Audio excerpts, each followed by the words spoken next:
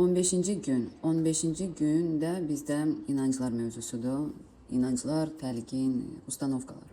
Mənfi inancların olmaması nə qədər vacibdir? Bir bilsəniz, mənfi inanclar bizi ləngidir, arzularımızın həyata keçməsi yolunda maneələr yaradır, irəliləməyimizə imkan vermir. Əgər siz hiss edirsinizsə ki, qarşınızda daxili bariyerlər var, elə düşüncələr mövcuddur ki, planlaşdırdığınız şeyin reallaşacağına inanmağa imkan vermir.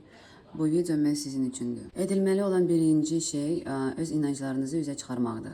Biz indi bütün həyatınızı təhlil etməyəcəyik və onlarla, yüzlərlə inanc üzərində illərlə işləməyəcəyik. Bunun üçün nə vaxtımız var, nə də buna ehtiyac var. Bugün sadəcə olaraq indiki həyatınıza baxacağıq və orada nəyin düzgün getmədiyini görəcəyik. Məsələn, abstrakt bir qız götürək, tutalım, adı olsun Vüsalə. Vüsalə şəxsi həyatını yoluna qoymaq istəyir. Vüsalə öz inanclarını necə üzə çıxara bilər? O oturur və həyatında nə baş verdiyinə baxır, keçmişdə kişilərlə münasibətlərinin necə olduğuna nəzər salır. Məsələn, onun ilk inancı, mənim kişilərlə münasibətlərim alınmır. İkinci inanc, bütün kişilər məndən yalnız seks istəyir. Üçüncü, kişilər məni ciddi qəbul etmir. Dördüncü inanc, mən kifayət qədər gözəl deyiləm, özümə güvənmirəm, kişilərlə ünsiyyət qurmağı bacarmıram. Sonra Vüsalə baxır ki, həyatına hansı tip kişilər gəlir. Daim məndən pul istəyən kişilərlə rastlaşıram. Həmişə ilk addımı mən atmalı oluram.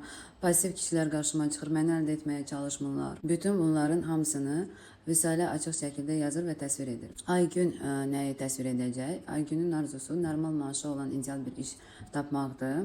Aygün nə təsvir edir? Normal iş tapmaq çətindir. Bu Aygünün inanclarıdır, təlqinləridir. Mənim yaşadığım şəhərdə yaxşı işlər yoxdur. Əslində çox deyil. Həqiqətən iş tapmaq üçün ingilis dilini bilmək lazımdır, amma mən ingilis dilini bilmirəm. Bu il dənizə getmək üçün tur paketini almağa imkanım yoxdur. Maşın almaq üçün pulum çatmır və böyük ehtimalla heç vaxt maşınım da olmayacaq. Bu Aygünün inanclarıdır. Gündə özünə dediyi təlqinlər, inanclar. Bunları yazmaq lazımdır. Yazın və yazın, nə qədər çox olsa bir o qədər yaxşı. Nə qədər çox yazsanız bir o qədər yaxşıdır. Özünüzdən çıxarın. 30-40 dəqiqənizi buna sərf edin. İçinizdə olan hər şeyi çıxarın. Bütün bu negativi, dostlarla müzakirə etdiyiniz bütün problemləri, şikayətləri, hamısını kağıza tökün, hamısını çıxarın. Sonra nə edirik? Bizdə bir siyahı yaranır. Hər bir inancı müsbət inanca çeviririk. Məsələn, Vüsalə yazıb ki, kişilər ilk addımı atmırlar. Biz bunu belə yazırıq. Mən görürəm ki, kişilər mənə ilk addımı atırlar. Biz bu sözlərdən istifadə edirik. Mən görürəm, mən anlayıram, mən dərk edirəm. Fokusunuz bu sözlərdə olsun. Aksent bu sözlərə edin. Mən görürəm, mən anlayıram, mən dərk edirəm. Bu sözlər inanmağa kömək edir. Məsələn, belə bir inanc. Bütün kişilər məni yalnız seks üçün istifadə etmək istəyir. Yeni müsbət inanc belə ola bilər. Kişilər məndə öz gələcək həyat yoldaşlarını görürlər.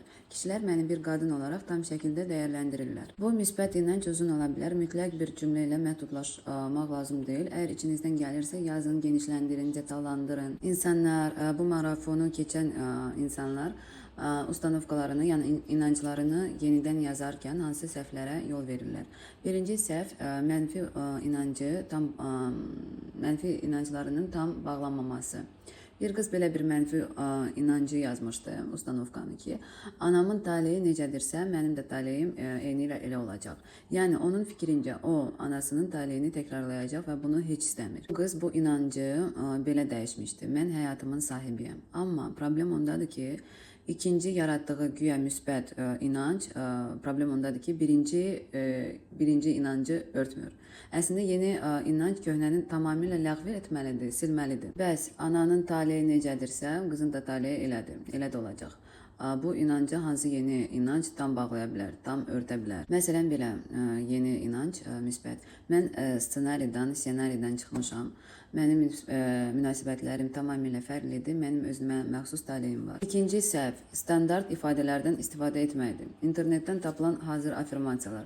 Mən xoşbəxt qadınam, sevgini cəlb edirəm və s. Əsas qayda budur. Yeni müsbət inancları, ustanovkaları özünüz yazmalısınız. İnternetdə axtarıb tapmaq, hazır cümlələri götürüb köhnə inancın üstünə ört-bastır etmək olmaz. Yəni, köhnə inancı örtmək olmaz. Mənfi inanclarınızı, təlqinlərinizi hansı sözlərlə yazmısınızsa, öz sözlərinizlə, onu eyni sözlərlə, öz sözlərinizlə, amma müsbətə çevirərək yenidən yazın. Bu sizin sözləriniz olmalıdır. Yeni inancınızı Yeni inancınız sizi daxildən tutmalıdır. Siz onu oxuyanda hiss etməlisiniz ki, sizə xoşdur, güclüdür. Onu yenə və yenə təkrarlamaq istəyirsiniz. Doğrudan da yəni düzgün yeni inanc özünüzə tikəndə, yazanda hisslər emini belə olmalıdır. Bu doğrudan da çox ciddi və dərin bir işdir. İnancları tapmaq və dəyişmək. Daha sonra isə bizim əsas vəzifəmiz bu yeni inancları şüur altına yeritməkdir. Mənim sevimli məşqimdir, sizinlə bölüşürəm.